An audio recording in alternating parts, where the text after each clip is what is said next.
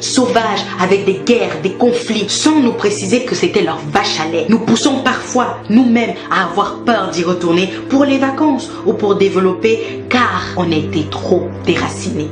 Ils nous ont dit, ton histoire n'existe pas ou plus, et ils ont écrit des mensonges sur la leur pour mieux le vendre à leurs enfants, mais surtout pour dominer celle des autres, en passant par le royaume de Soundiata Keïta, de Mansa Moussa, l'homme noir le plus riche de l'histoire de l'humanité, bien avant Jeff Bezos et ses amis. Ils nous ont dit à l'école de retenir le nom de Thomas Edison pour l'invention de l'ampoule, en oubliant volontairement Lewis Howard Latimer et son filament de carbone avec son invention de la lampe électrique.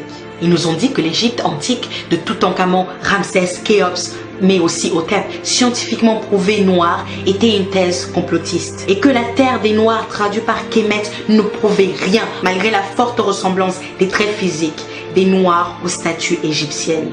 N'oublions pas les nez cassés. Et puis ils ont dit que Yoyot, Jean Yoyot, leur égyptologue de tous les temps, lui et lui seul détenait la vérité sur l'histoire de l'Égypte. Mais que le travail de Cheikh Anta Diop est une imposture, car c'est à eux de choisir comment s'écrit notre histoire. Ils nous ont dit, nous allons garder vos objets d'art dans nos musées pour qu'ils ne soient pas détruits ou gaspillés, comme avec l'os d'Ishango du Congo, la preuve la plus ancienne de l'utilisation du savoir des mathématiques dans l'humanité et qui a été initiée par les Noirs. Ah non! Il faut surtout pas leur dire que des choses utiles ils ont inventées. Ils nous ont dit qu'ils ont fait la première déclaration des droits de l'homme en 1789, alors que la charte du Mandingue existe depuis 1236 et prônait déjà la paix sociale dans la diversité, l'inviolabilité des personnes humaines et de l'éducation, l'intégrité de la patrie, la sécurité alimentaire, l'abolition de l'esclavage ou encore la liberté d'expression. Quelle coïncidence! Ils nous ont dit, vous n'avez pas de civilisation, d'inventeurs, de chercheurs, de scientifiques, de philosophes, en passant par Thalès, Pythagore ou Hérodote. Ils nous disent aujourd'hui qu'ils sont là pour nous aider, pour lutter contre le Covid alors qu'ils n'arrivent même pas à le contrôler. Nous aider à nous délivrer de la famine avec leurs produits exportés, de nous délivrer des guerres que certains d'entre eux ont créées dans leur propre intérêt. Alors, ils ont créé des ONG pour donner du sens à leur vie, sans toutefois aider la vie de celles qu'ils prétendent protéger. Ils sont venus avec le FMI, la France-Afrique, le CFA, l'ECO et même le UN aujourd'hui. En toute sincérité, ils nous ont dit, et on y a cru pendant des siècles et des siècles jusqu'au 21e. Sincèrement, éperdument, naïvement, on s'est laissé convaincre et on a accepté ces mensonges. Et aujourd'hui, on nous traite de complotistes lorsqu'on veut rétablir l'histoire qu'ils ont falsifiée. Sommes-nous si faibles? Avons-nous oublié les recherches de Cheikh Anta Diop sur l'Égypte antique noire et leurs prouesses mathématiques, arithmétiques, scientifiques, agricoles et en médecine et en architecture, en littérature mais aussi en politique? Avons-nous oublié Madiba Mandela, Angela Davis, Thomas Sankara, Rosa Parks, Patrice Lumumba, Martin Luther King, Myriam Makeba, Malcolm X, Aimé Césaire et tous les autres? Et puis à moi, ils m'ont dit, ça y est, tu as la nationalité. Comme Adama Traoré, ta vie va changer. Et mes origines les ont toujours obsédées. Ils m'ont dit, il faut t'intégrer. Je me suis exécutée et j'ai parfois oublié mon passé. Ils m'ont dit, oublie ton passé pour avancer, alors que c'était juste pour me manipuler. Ils m'ont dit, arrête de parler, de te victimiser. C'est mieux ici comparé aux États-Unis. Chez nous, il y a l'égalité, du moins sur le papier. Ils m'ont dit, ta coiffure ne convient pas au poste. Je suis allée défriser, tisser, les cacher. Ils m'ont dit, ton accent est trop prononcé. J'ai commencé à whiteiser.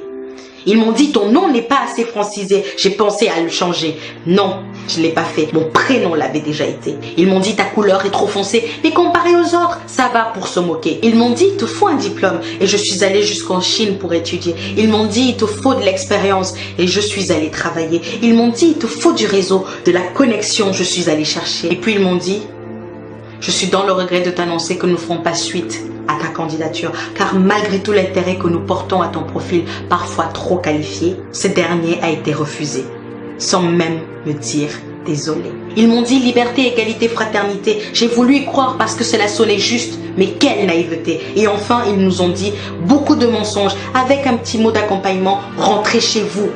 Et ça au moins, c'était vrai. Chers amis, chères sœurs, chers frères, chers pères, chères mères, pour que la vérité et le respect, la cohésion, la paix, pour que le Black Lives Actually Matter. Il va falloir qu'on se réapproprie notre histoire, qu'on la transmette à nos enfants comme la Chine le fait avec les siens pour la réhabiliter. Il va falloir qu'on apprenne que le communautarisme qu'il pointe du doigt, c'est pour nous éloigner de la force économique qui va nous mener à cette dignité tant quémandée. Il va falloir consommer noir ou buy black. Cela va nous faire avancer. Il va falloir rentrer en Afrique, comme ils le disent, rentrer chez vous, pour que le continent soit enfin développé. Il va falloir qu'on se réapproprie nos terres que la Chine achète par milliers pour ne pas se retrouver expropriés. Il va falloir qu'on construise notre identité sans oublier notre passé.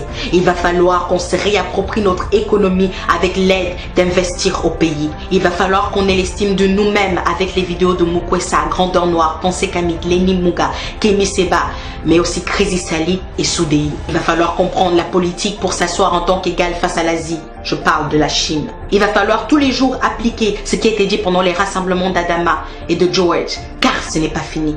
Il va falloir améliorer notre image comme le font les pays asiatiques en faisant du storytelling ou du marketing. Il va falloir s'insurger face à nos gouvernements qui laissent perdurer ce mépris.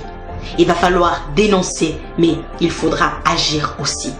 Il va falloir qu'on garantisse à nos enfants, aux enfants de nos enfants, un monde dans lequel ils puissent vivre égaux et libres, à moins que vous vouliez que The Doll Experience se répète sans fin à l'infini. Il va falloir qu'on leur dise qu'il faut qu'ils soient fiers de cette couleur ébène avec plusieurs nuances et coloris. Il va falloir détruire les chaînes mentales. Il faut que ce soit définitif. Il va falloir leur répéter tous les jours qu'ils sont beaux, forts, brillants, intelligents, courageux et créatifs. Il va falloir leur dire qu'ils ne doivent laisser personne décider de qui ils sont ou doivent être dans cette humanité parfois racisée. Il va falloir leur dire que personne ne fait le choix d'être noir ou blanc car ce sont des couleurs créées pour diviser. Il va falloir se demander si nous allons continuer d'accepter qu'ils nous dictent notre conduite et surtout qu'ils nous autorisent cette liberté ou allons-nous l'arracher. Il va falloir être prêt car ça va être difficile. C'est un combat qu'ensemble nous allons, main dans la main, gagner pour que le racisme ordinaire, institutionnalisé, systémique, étatique ou ethnique soit enfin dans ce monde éradiqué. Il va falloir arrêter de nous plaindre pendant une semaine et puis retourner à nos selfies. Plouf! Lutte oubliée. Et enfin, il va falloir se demander, et si c'était moi? Hotep.